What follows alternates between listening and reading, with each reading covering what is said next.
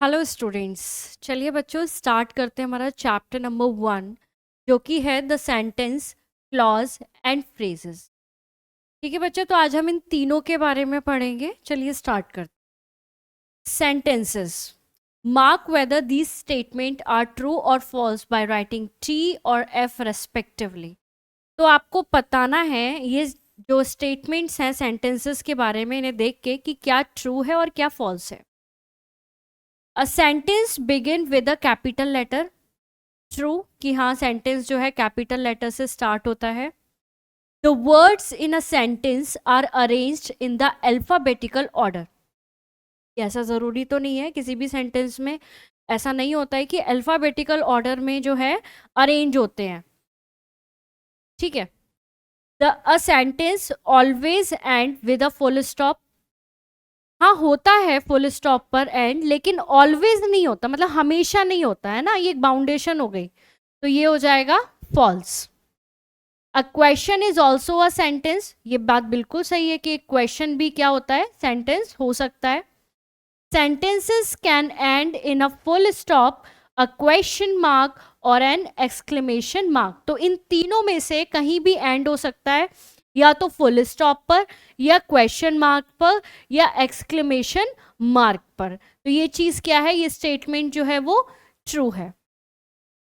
The word in a sentence need not follow a logical order। तो जो word हैं sentence के, उन्हें कोई ज़रूरत नहीं है एक लॉजिकल ऑर्डर फॉलो करने की। ये चीज़ बिल्कुल गलत है, क्योंकि एक अगर लॉजिकल ऑर्डर नहीं होगा तो वहाँ पर कोई भी जो है क्या नहीं होगा, एक सेंटेंस एक सेंस निकल कर नहीं आएगा, है ना। तो ये चीज़ ज़रूरी है कि एक लॉजिकल ऑर्डर होना चाहिए, यानी कि subject, object, verb, helping verb, जहाँ पर जिस चीज़ का यूज़ होना चाहिए वो यूज़ होना चाहिए। अ सेंटेंस में और में नॉट कंटेन अ वर्ब। ऐसा तो कोई सेंटेंस नहीं होता है जिसमें कि वर्ब यूज़ नहीं की जाती, तो ये भी क्या होगा, फॉल्स होगा। ठीक है, चलिए देखते हैं। You have learn that a group of words that make complete sense is called sentence. A sentence always begin with a capital letter and end with a full stop, a question mark or an exclamation mark. A sentence must always contain a verb। तो ये सारी चीज़ें जो हैं सही है हमारी, ये सभी चीज़ें सेंटेंसेस में प्रेजेंट होती हैं। Next is subject and predicate. तो किसी भी सेंटेंस के दो पार्ट होते हैं, एक होता है सब्जेक्ट और एक होता है predicate. Every sentence consists of two parts, the subject and the predicate. Sometimes the subject of a sentence can consist of more than one words. For examples, Love and his friend are jogging in the park. Books, magazines and newspapers are sold here.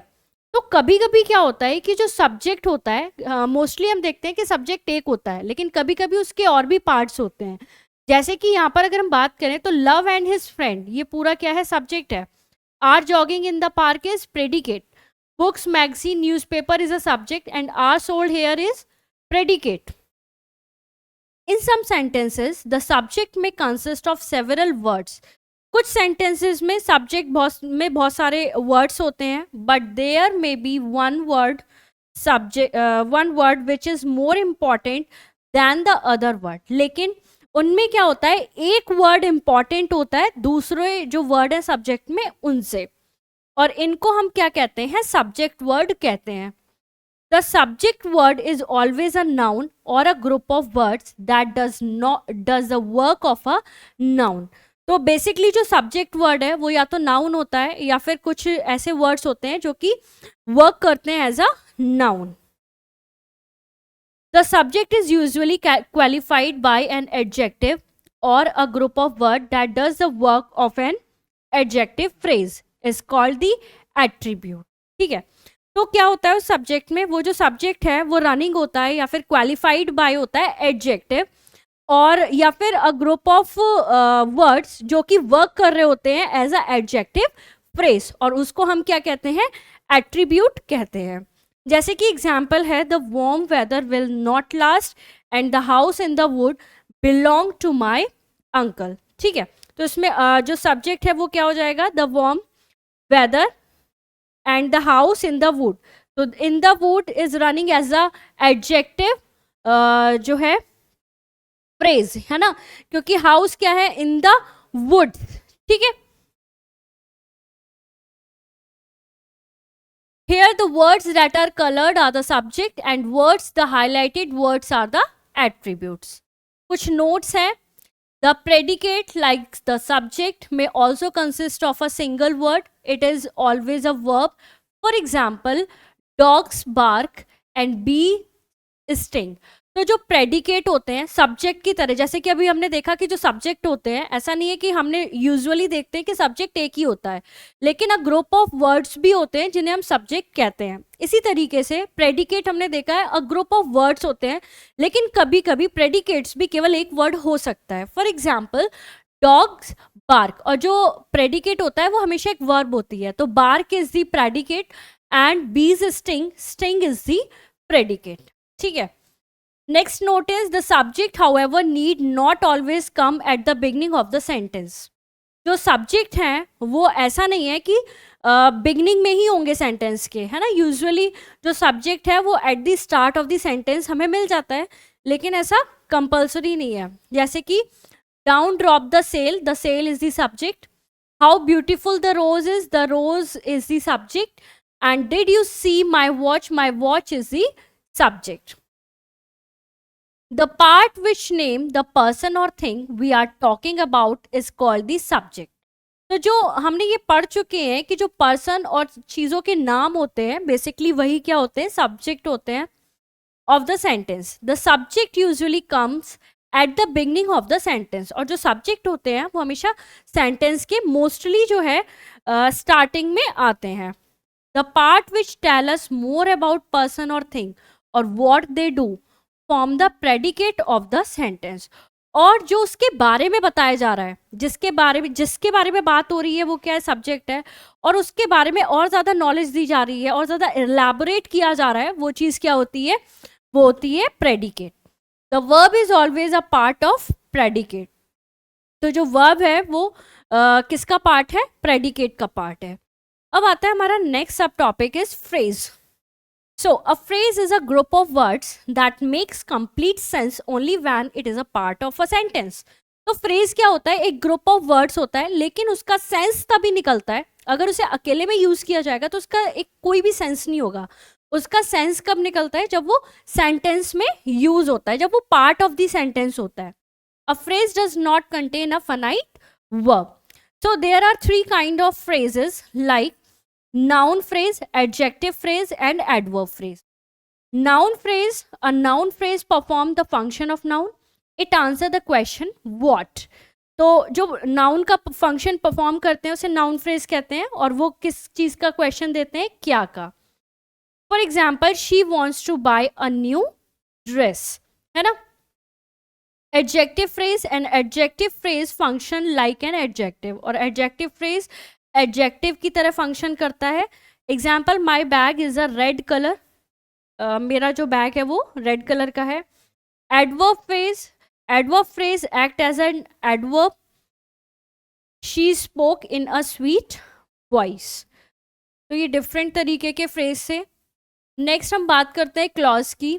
A group of words that contain a finite verb and has a subject but form a part of sentence is called a clause. तो clause क्या होता है, group of words होते हैं। अच्छा, जो phrase थे उनमें फनाइट वर्ब नहीं थी, लेकिन क्लॉज में फनाइट वर्ब होती है। इनके पास सब्जेक्ट्स भी होता है, लेकिन ये भी क्या होते हैं, पार्ट ऑफ द सेंटेंस होते हैं। इन्हें क्या कहते हैं, क्लॉज कहते हैं।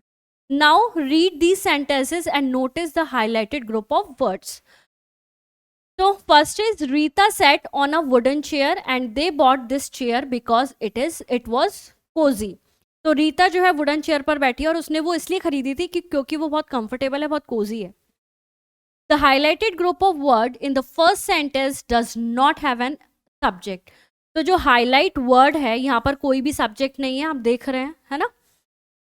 So it is a phrase. तो ये क्या है, फ्रेज है, क्योंकि सब्जेक्ट फ्रेज में नहीं होता है। सब्जेक्ट किस में होता है, क्लॉज में होता है।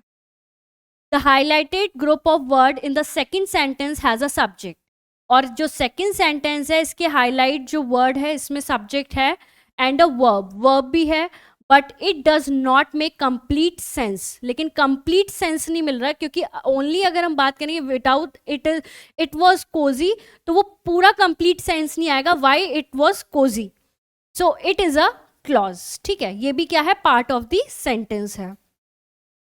Some clauses may not have subject but they will always have a finite verb.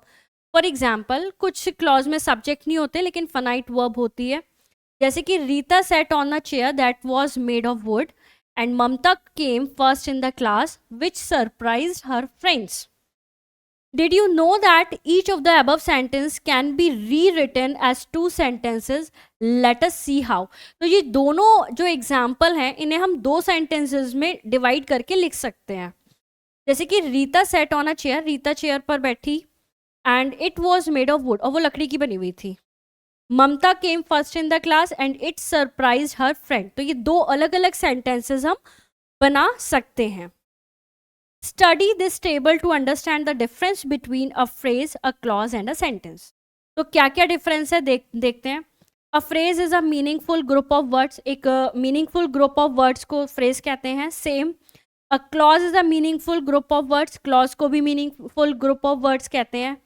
And sentence is a meaningful group of words. तीनों में ये चीज़ सेम है कि ये क्या है, meaningful group of words है।